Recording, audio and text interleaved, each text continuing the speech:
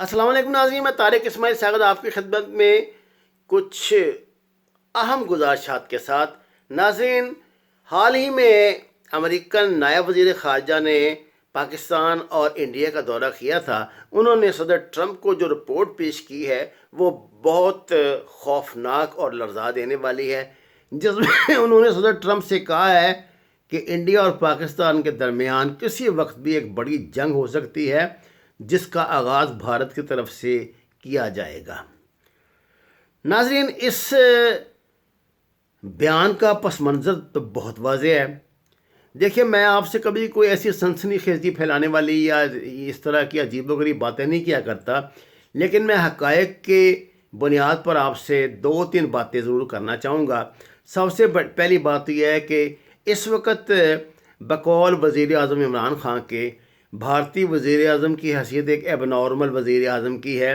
ان کے اقدامات سے جو انہوں نے ترمیمی شہری ایکٹ کے سلسلے میں کیے تھے، انہیں مسلسل ذلت اور رسوائی کا سامنا ہے۔ پورے بھارت میں ان کی تمام تر کوشش کے باوجود ہر روز اس کی شدت میں اضافہ ہو رہا ہے۔ جلوسوں کی تعداد بڑھ رہی ہے، ریلیوں کی تعداد بڑھ رہی ہے، اور مسلمانوں سے زیادہ غیر مسلم اقلیتیں بھی اور ہندو بھی اس میں شامل ہیں۔ اس کا ایک ثبوت آپ کو آج ہی مل گیا ہوگا، جبکہ دلی کے انتخابات میں جو بی جے پی مذہبی بنیادوں پہ لڑ رہی تھی اور عام آدمی پارٹی جو ہے وہ ظاہر ہے اپنے مسائل کی بنیاد پہ لڑ رہی تھی، اس نے 56 سے زیادہ سیٹیں حاصل کر لی ہیں، جبکہ بی جے پی بمشکل 10 سے 12 سیٹیں حاصل کر پائے گی۔ اس کا اعلان منگل کو کر دیا جائے گا۔ یہ صورتحال ان کے لیے بہت پریشان کن ہے۔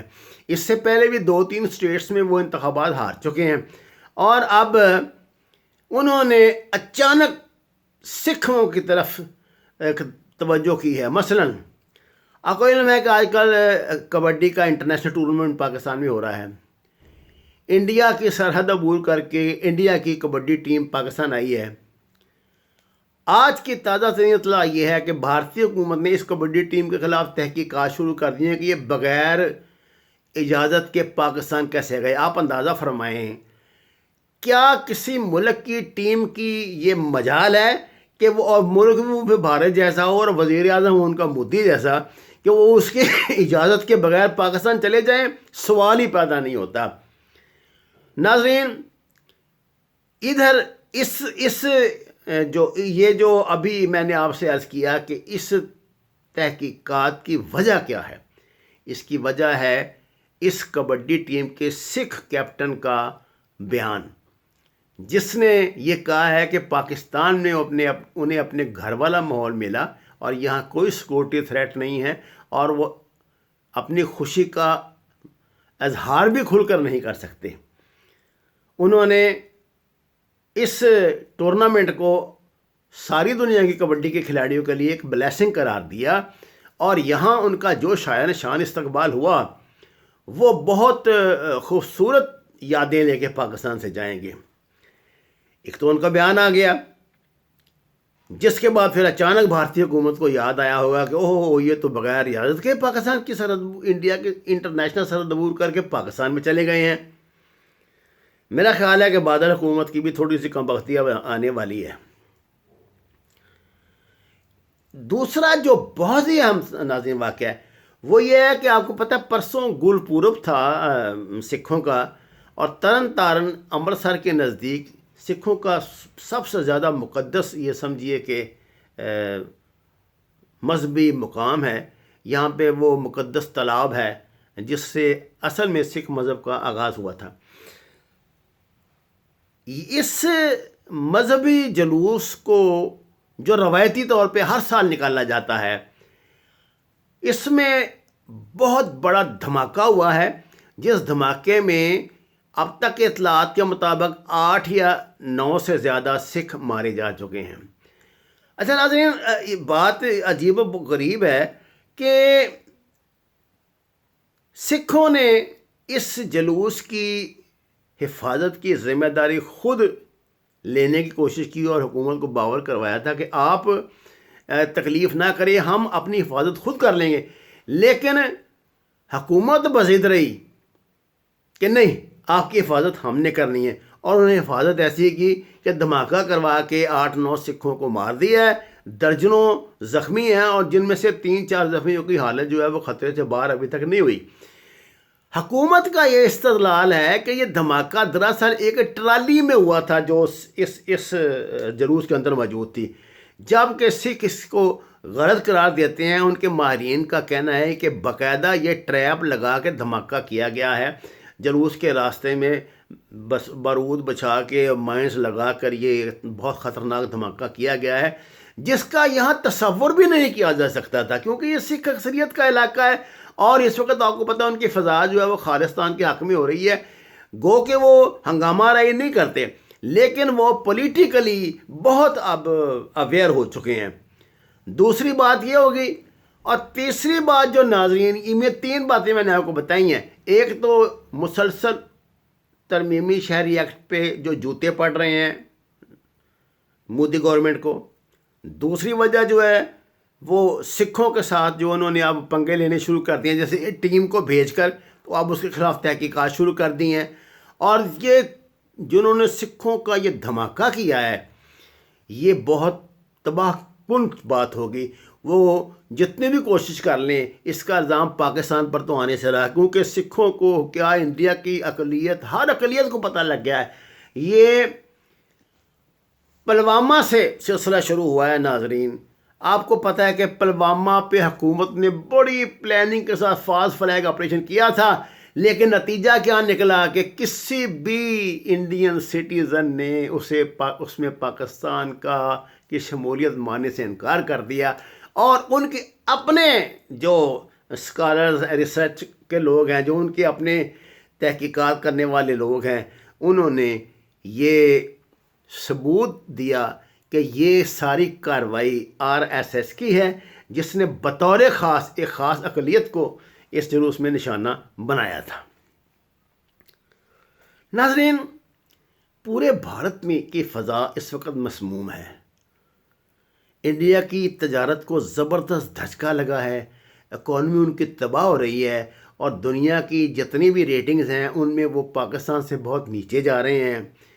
اس صورتحال کا جنونی حکومت کے پاس اس کے علاوہ کوئی علاج نہیں کہ وہ جنگ کے شعلے بھڑکا دیں۔ گو کہ یہ بہت تباہ کن ہوں گے، اور اس میں عین ممکن ہے کہ انڈیا کو ایسے صورتحال کا سامنا ہو جس کا وہ تصور بھی نہیں کر سکتے۔ لیکن ایک بار اگر اس خطے میں جنگ شروع ہو گئی تو پھر آپ اندازہ کریں کہ معاملات کہاں تک جائیں گے۔ اس لیے پاکستان کی تو ہر ممکن کوشش یہی ہے کہ جنگ نہ ہو۔ اب بھی آپ دیکھیں انڈیا ہی ایگریشن کرتا ہے کنٹرول لائن پہ، ہم تو نہیں کرتے، وہ ہمارے شہریوں کو مارتا ہے، جواب میں اس کی 1-2 پوسٹیں ہم اڑا دیتے ہیں۔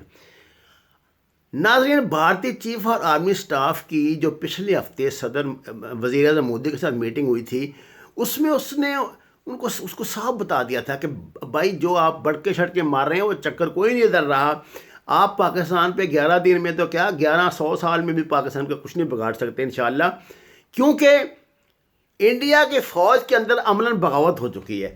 سکھ آرمی جو ہے اس پر اعتبار اٹھ گیا ہے، اس بات کا سوال ہی پیدا نہیں ہوتا کہ انڈیا اب اپنے سٹرائکس میں کبھی بھی سکھوں کو شامل کرے گا۔